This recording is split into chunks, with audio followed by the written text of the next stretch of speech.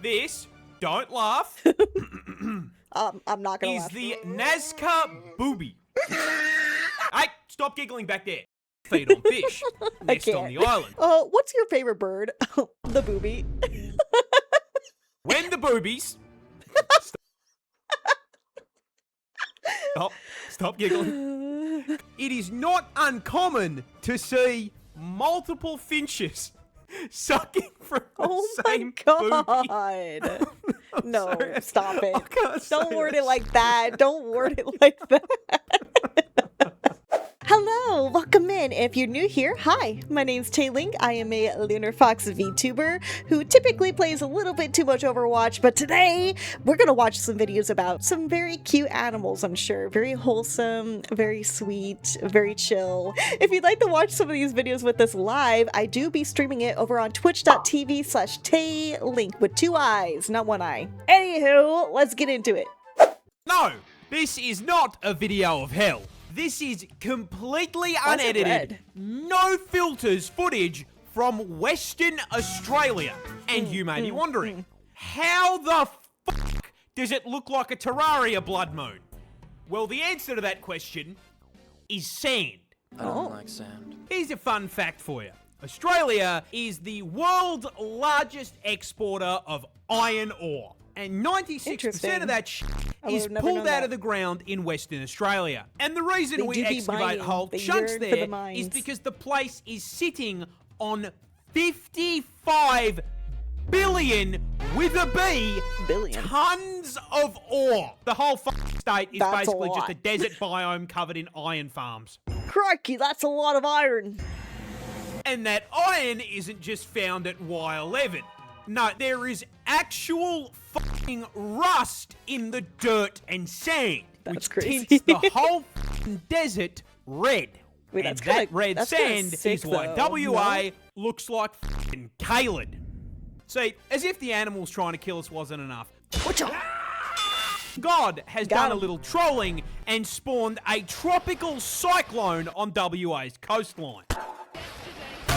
And the wind from that bad boy kicks all that red sand into the air, blocks out the sun, and turns whatever light creeps through blood f***ing red. That's crazy. Wait, that's kind of sick, though. Genuinely thought this was Armageddon, but it is just sand sending us to the tomato dimension. No, this is not a video of hell. This is completely unedited, no filters footage from Western Australia. So cool. And you may be. This bird is a vampire. I believe it. Introducing the vampire groundfinch, native to the Galapagos Islands, and a great example of the horrifying affronts to the universe that evolution can produce when it decides to do a little trolling. Now you see, at first glance, this is the most boring vampire you can possibly imagine. Coming in at a measly 12 centimeters and a mere 20 grams in weight. He's a little guy. That's kind of small. Rocking a feather pattern I can best describe as a Minecraft dirt block. And as it turns out, the bastards that wrote Twilight lied to me because it doesn't even fucking sparkle. The skin and killer bone. So if it's missing fangs, angst, a cape, and the funny accent, you must bounce on it. How does it qualify as a vampire? Simple.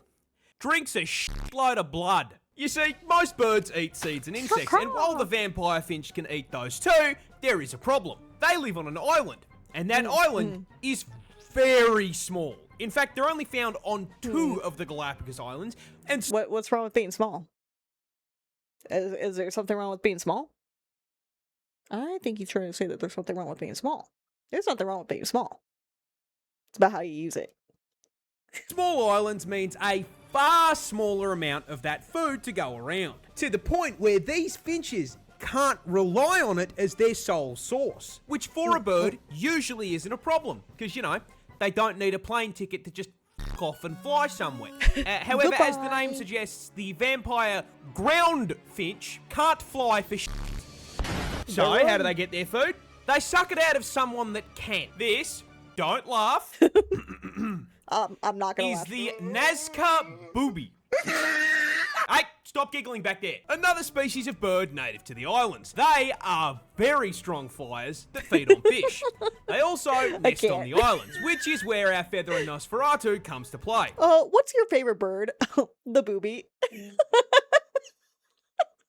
see, when the boobies...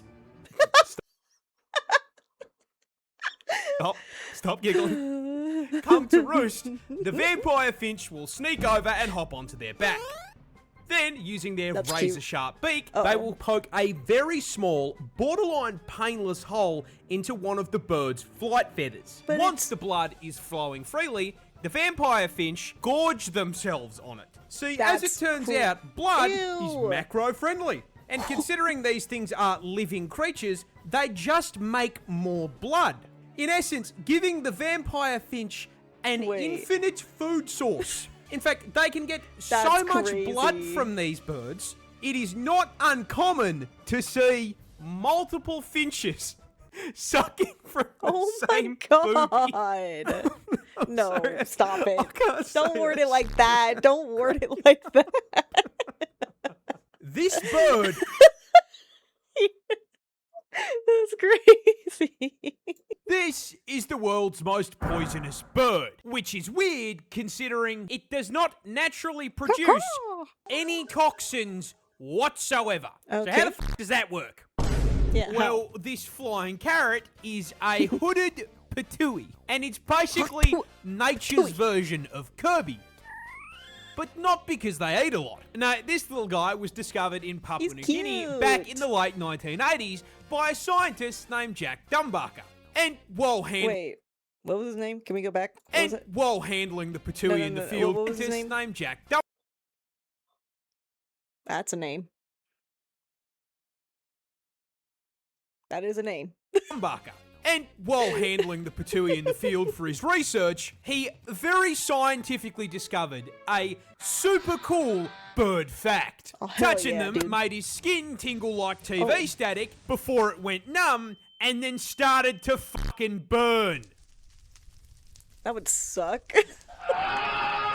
Upon further research, he discovered that may possibly have been because the secret herbs and spices God used to coat this sentient KFC bucket from beak to talon was fucking batraka toxin. The same shit that coats poison dart frogs. I mean, I guess it makes sense for predators, right? Right?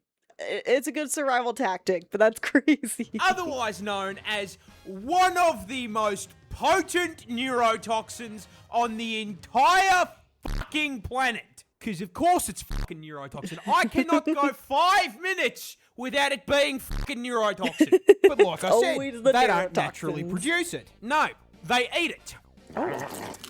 See, these fuckers love to eat these things called merillid beetles. And those beetles evolved batraka toxin specifically to avoid being eaten. That sign, however, did not stop the patooey, because it can't fucking read. Also, they have poison immunity. Oh, girl, me too. Me too. So, they eat the bugs, absorb their poison build, and redistribute it to their feathers and skin. Now, any parasites that bite them fucking die, touching them hurts you, and anything dumb enough to eat this forbidden zinger box enters the forbidden sleep. That's fair. That's fair.